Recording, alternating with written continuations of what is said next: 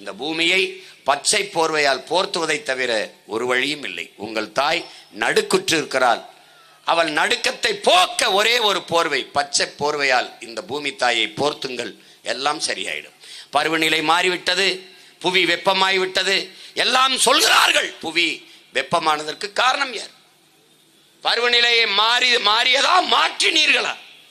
எந்த நேரம் மழை வரும் என்று எவனும் கணிக்க முடியவில்லை, யாரும் கணிக்க முடியவில்லை. திடீரென்று மழை வருது. பருவமழை என்ற ஒன்றே பொய்த்து போய்விட்டது.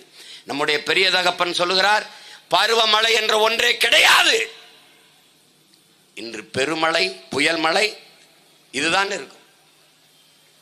பருவமழைனே பெய்யாது, ஒன்றும் கிடையாது. நீங்கள் ஐப்பசி கார்த்திகையில மழை பெய்யும், அந்த நேரம் நம்ம வேளாண்மை செய்யறதுக்கு நீரை தேக்கி வேளாண்மை செய்ய வசதியாக இருக்கும். அதெல்லாம் இல்லை, இப்போ இல்லை. இங்கே பெருமழை, புயல் மழை ரெண்டு தான். ஒரு வெள்ள பெருக்கா இருக்கும், இல்லைன்னா வறட்சியா இருக்கும். பருவநிலையை மாற்றியது யார்? நாம் தான். இங்கே பேசி என் தம்பி கூட குறிப்பிட்டார், நீங்க கன்னியாகுமரியில வெட்டி கற்களை பேத்தது தான் கேரளாவில் சரிவு. கேரளாவுக்காக தான் நீ வெட்டிட்டு போன என் கற்களை. நீ உன் ஊர்ல துறைமுகம் கட்ட என் கற்களை வெட்டிட்டு போன, என் மலையை வெட்டிட்டு போன, என் தாயின் மாற அறுத்து போன. ஆனால் உனகிட்ட மலை இருக்கு, நீ தொடல. ஏன்? உன் மலையை, உன் மடலை நீ காப்பாற்ற நினைக்கிற. நீ நல்ல ஆத்தாளம்மனுக்கு பிறந்தவன், நீ பத்திரமா வச்சுக்கணும்னு நினைக்கிற. எங்களுக்கு அப்படி இல்லை. பல மாநிலங்களில் பெத்தவன் அப்பனா இருக்கான், எங்களுக்கு 50 வருஷம் மற்றவனே அப்பனா இருக்கான். அதனாலதான் பிரச்சனை. இங்க எதை பற்றியும் கவலைப்படுபவர்கள் கிடையாது. பள்ளிக்கூடம் தரங்கட்டு இருந்தானே, மருத்துவ தரங்கட்டு இருந்தானே, சாராய வியாபாரம் குறைஞ்சிடக்கூடாது. அதுதான் இங்கே இருக்கிற ஆட்சியாளர்கள். அவர்கள் சாதிக்க நினைப்பது சாராய வியாபாரத்தில் அதிக வருமானம் ஈட்டணும். அவ்வளவுதான், அவ்வளவுதான். இந்த பூமியை ஒரு சமநிலையில் வைத்திருப்பது மேலே இருக்கிற வளிமண்டலம் என்கிற காற்று படலம். அது ஓசோன், அது கீழே இருக்கிற ஓசோன் அடுக்குகள். இங்கே நுட்பமா என்னுடைய தம்பி தங்கைகள் இதை கவனிச்சுக்கணும். இது ஓட்டு கேட்டு ஓட்டை வாங்கி ஆட்சிக்கு வரணும்னு நினைக்கிறவன் இதெல்லாம் பேச மாட்டான். எனக்கு ஓட்டையும் விட நாடும் என் மக்களும் தான் முக்கியங்கிறதுனால தான் இதெல்லாம் நீங்க பேசுறோம். இதையெல்லாம் தெரிஞ்சுக்கிறாம நீ எனக்கு ஓட்டு போட்டு ஒரு பயனும் இல்லை. அதனால இதை நான் சொல்ல நினைக்கிறேன். ஏன்னா நாங்கள் தெரிந்து கொண்டதே என் உடன் பிறந்தவர்களுக்கு, எங்கள் பெற்றவர்களுக்கு சொல்ல வேண்டியது எங்கள் பிறவி கடமை செய்கிறோம். இப்ப ஒரு துளசி செடி அது வைக்கிறோம், நம்ம துளசி செடியை வைக்கிறோம். நமக்கு என்ன சொல்லி கொடுக்கப்பட்டிருக்கு? அது பக்தின்னு இல்லை, அது பக்திக்கு இல்லை, புத்திக்கு. துளசி செடியில் 24 மணி நேரத்தில் 20 மணி நேரம் ஆக்சிஜன் மூச்சு காற்று, ஒரு 4 மணி நேரம் ஓசோன் காற்று வெளியிடுது துளசி. அப்ப தூய காற்றை சுவாசிக்கணும்னா வீட்டுக்குள்ளே ஒரு துளசி மாடத்தை வைத்து அல்லது கோயில் கிட்ட வைத்து நீ குளிச்சுட்டு வந்து அதை சுத்தி சுத்தி வா, நல்ல காற்றை சுவாசி. உன் முன்னோர்கள் கோயிலை கட்டினார்கள், குளத்தை வெட்டினார்கள். அங்கே ஏன் ஆலமரம், அரச மரத்தை மட்டும் நட வேண்டும்? ஆலமரம், அரச மரம் 24 மணி நேரமும் ஆக்சிஜனை வெளியிடுது, மூச்சு காற்றை வெளியிடுது. நீ குளத்துக்கு வா, குழி, சாமியை கும்பிடு, ஆலமர அரச மரத்தில் கொஞ்ச நேரம் இரு, நல்ல காற்றை சுவாசித்து விட்டு போ. இது பக்தி இல்லை, அறிவியல். அதனால்தான் தமிழனின் மெய்யலே அறிவியல் என்று நாங்கள் போதிக்க காரணம் அதான், அறிவியல். அத நம்ம புரிஞ்சுக்கணும். அப்ப இந்த ஓசோன் காற்றை, இந்த வளிமண்டலத்தை, இந்த காற்று படலத்தை பத்திரமாக பாதுகாத்து வைத்திருப்பது இந்த ஓசோன் படலம். அதை அதிகமாக ஓசோன் காற்றை வெளியிடுவது அமேசான் காடுகள் என்று எல்லோரும் நினைச்சு, அது இல்லை. கடலுக்குள் இருக்கிற ஆல்கா என்கிற தாவரம், தமிழில் நீல பச்சை பாசி, அது பல ஆயிரக்கணக்கான கிலோக்களில் அது அந்த ஓசோன் காற்றை வெளியிடுது. அதனால் அந்த வளிமண்டலம், அந்த காற்று படலம் பத்திரமா இருக்கு. இந்த வளிமண்டலம் ஏன் அவசியம்?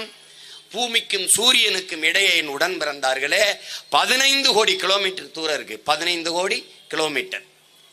அங்கிருந்து வருகிற வெப்பம் எவரும் எதிர்நிக்க முடியாது. இந்த வானம் ஏன் நீளமா இருக்கு? நியாயமா அது உண்மையிலே வெள்ளையா தான் இருந்திருக்கணும். ஏன்? அங்கிருந்து வருகிற கதிர்வீச்சை, இந்த புற ஊதா கதிர்கள் அப்படி என்ன செய்து இந்த வளிமண்டலத்தில் காற்று படலத்தில் பட்டு செதறி தெரிச்சிருது. அந்த தெரிப்பு எல்லா இடத்திலையும் பரவதனால பார்க்கிற எல்லா இடத்துலையும் அது நீளமா இருக்குது. அதனுடைய பிரதிபலிப்பு கடல் நீளமா இருக்குது. அப்ப வெள்ளையா இருக்க வேண்டிய வானத்தை நீளமா மாற்றியது அந்த புறவிதா கதிர்களை தடுத்து. ஏன்னா அதிக வெப்பத்தில் வரும், அதை தடுக்குது. அங்க ஒரு ஃபில்டர், அங்க ஒரு கற்று போட்டிருக்காங்க. இயற்கை எப்படி அமைது பாருங்க. அது இல்லைன்னா நம்ம என்ன எரிஞ்சு சாம்பலா இருப்போம். அதையும் மீறி வருகிற அதிகமாக வருகிற குளிரை தடுப்பதும் அவன்தான், அதிகமாக வருகிற வெப்பத்தை தடுப்பதும் அவன்தான். அந்த வளிமண்டலம்ங்கிற காற்று படலம் தான். அது இல்லைன்னா நம்ம வாழ்வது கடினம். அந்த காற்று படலத்தை, வளிமண்டலத்தை பாதுகாத்து வைத்திருப்பது ஓசோன் காற்று. இங்கே இருந்து பூமியிலிருந்து போறது, அது அதிகமாக உற்பத்தி செய்ய அனுப்புவன் கடலுக்குள் இருக்கிற நீலப்பச்சை பாசிகள். அதனால நீங்க கவனிச்சுக்கணும். நீங்க எது இருந்தாலும் வாழ, எது இல்லைனாலும் வாழ முடியும். காற்று இல்லை என்றால் நீங்கள் வாழ முடியாது. டக்குன்னு மூச்சடைச்சு செத்து போயிருவீங்க. இப்ப காற்றை சமமாக நமக்கு பகிர்ந்தளித்துக் கொண்டிருக்கிறவர் யார்? நீங்கள் வணங்குகிற சாமி இல்லை. அன்பு மக்களே, இங்கே இருக்கிற மரம் தான் என்பதை நீங்கள் புரிந்து கொள்ள வேண்டும். நீங்கள் வணங்குங்கள், வணங்குங்கள். முன்னோர்களை போற்றுவது நமது மரபு. வணங்குங்கள். நான் கேட்கிறேன், நாம் வணங்குகிற முருகன், நாம் வணங்குகிற சிவன், நாம் வணங்குகிற எல்லா இறைவனின் உருவத்திற்கு கல்லு கொடுத்தவன் யார்? அந்த கோயிலை கட்டுவதற்கு, பெருவுடையார் கோயிலை கட்டுவதற்கு கற்களை தந்தவன் யார்? தந்தவள் யார்? இவள் தான், இந்த பூமி தாய் தான்.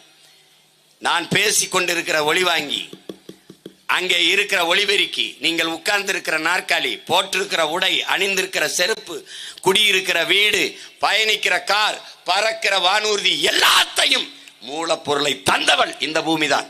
கழுத்திலே அணிந்திருக்கிற தங்கம், காதிலே போட்டிருக்கிற வைரத்தோடு மூக்குத்தி, எல்லாவற்றையும் தந்தவள் பூமி தாய் தான். இந்த பூமியிலே நீ பார்க்கிற எல்லாம் அவள் போட்ட பிச்சை, அவள் தந்த கொடை. இவ்வளவும் தந்த உன் தாய்க்கு நீ தந்தது நோயை தவிர வேற என்ன? ஒரே ஒரு தடவை நீ கேள்வி கேட்டுப்பார். நீ அவளுக்கு என்ன கொடுத்துருக்க? ஒண்ணுமே கொடுக்கல. ஒரு கவிதையின் அன்பு தம்பி தங்கைகளே, ஆண்களும் தாயாக முடியும். என்ன செய்யணும்? பூமியில் ஒரு மரக்கண்டை நட்டு வளர்க்கணும். வளர்த்தா நீனும் தாய்தான். நீ ஒரு மரக்கண்டை கூட நட்டு இந்த பூமியில் வளர்க்கவில்லை என்றால் உன் பிறப்பு வீணாகி போனது. நீ வாழ்ந்தது அர்த்தமற்றது. நீ பிறந்து 80-90 வயது வாழ்ந்தாலும் நீ உயிரற்ற பிணம்ங்கிறான். இது மரம் வளர்க்கறது அவ்வளவு பெரிய வேலையான வேலையும் இல்லை, செய்யல. இங்க பேசினதில்லை. அவர்களுக்கு தெரியுமா? உங்களுக்கு ஏன் என்று தெரியுமா? ஏன் என்று தெரியுமா? தெரியாது. அவர்களுக்கு தெரிந்திருந்தால் இது எப்பவோ நடந்திருக்கும். இங்க கேட்கிறாங்கல்ல, எத்தனை ஆயிரம் ஆண்டுகளா நம்ம அந்த நீர்ப்பாசனத்தை நம் முன்னோர்கள் செய்து கொண்டிருந்தார்கள். அவர்களாம் இப்ப சிமெண்ட்ல தான் சுவர் கட்டினாங்களா? தரை உரம் சிமெண்ட்டை போட்டு வச்சாங்களா? கால்வாயில் எல்லாம் அப்படி பண்ணாங்களா?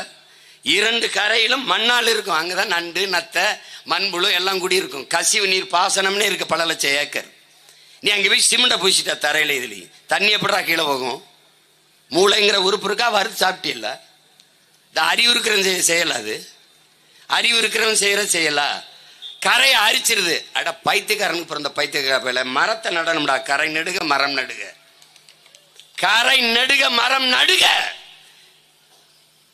மருங்கு வண்டு சிறந்த ஆர்ப்ப மணிப்பு ஆடை அது பொறுத்து கருங்கையில் கல்வெளித்து ஒழுகி நடந்தாய் வாழி காவேரி. இளங்கோடிகள் சிலப்பதிகாரத்தில் மருங்கு வண்டு சிறந்து ஆர்ப்ப மணிப்பு ஆடை அது பொறுத்து அப்படின்னா 2 கரைகளிலும் இருக்கிற மரங்கள் அப்படி ரீங்காரமிட்டு பாடுது. அங்க இருக்கிற வண்டுகள், பூக்கள் இருக்கிற வண்டுகள் ஆர்ப்ப மணிப்பு, அங்கிருந்து உதிர்கிற பூக்கள் ஆடை போர்த்து, அப்படி பூவால் செய்த ஆடை போல ஆடையை போர்த்தி கொண்டு கருங்கையில் கல்வெளித்து குதிச்சு குதிச்சு விளையாடுற கண்டை மீன்கள் எல்லாம் உன் கண்களா? காவிரி கிட்ட கேட்கிறான் இளங்கோடிகள். உன் கண்களா? அப்படி துள்ளி குள்ளி குதிக்குதே, அது உன் கண்களா? அப்படி ஒல்கி நடந்தாய், இடுப்பை வளைத்து நெளித்து நடை போட்டு வரும் காவேரியே வா என்று இளங்கோடிகள் வரவேற்கிறான். இப்போது நம்ம அப்பா எழுதுறாங்க, நம்முடைய அப்பா நம்மாழ்வார் என்ன எழுதுறாங்க? இப்படி எல்லா நதிக்கரையிலும் வண்டுகள் பாடும், நதிகள் இடுப்பை வளைத்து நாளை நெளிந்து ஓடும்.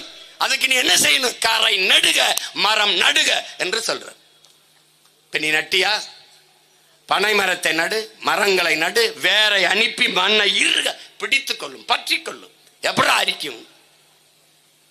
இத்தனை ஆயிரம் ஆண்டுகளா எங்கள் முன்னோர்கள் பார்த்துல சிமெண்ட்ல தான் பூச்சிட்டு இருந்தானா? இந்த அற்ப காசு, பிச்சைக்கார காசுக்கு அவனுக்கு கான்ட்ராக்ட் விட்டு அதுல ஒரு 2 கோடி 1 கோடி. இது நாங்க ஆட்சிக்கு வந்து இதை பேக்கிறதுக்கு பல கோடி. ஆமா, என்ன சிரிக்கிற? மொத்தத்தையும் நான் பேக்கணும், அதுக்கு தண்ட செலவு. எங்க இருந்து எடுப்பேன்? உன் வீட்டுல இருந்தா எடுப்பேன். நீ எங்க வச்சிருக்கிறியோ அங்க இருந்தா எடுப்பேன். இந்த கான்ட்ராக்ட் எடுத்தவன் வேண்டா, அவன் சொத்த போடான் சீஸ் பண்றான். எடுறா, வித்து போடுறா, இதை எடுறா. இல்லைங்க தெரியாம பண்றான். நாங்களும் இப்ப தெரியாம தான் பண்றோம், தள்ளுங்கிட்டு.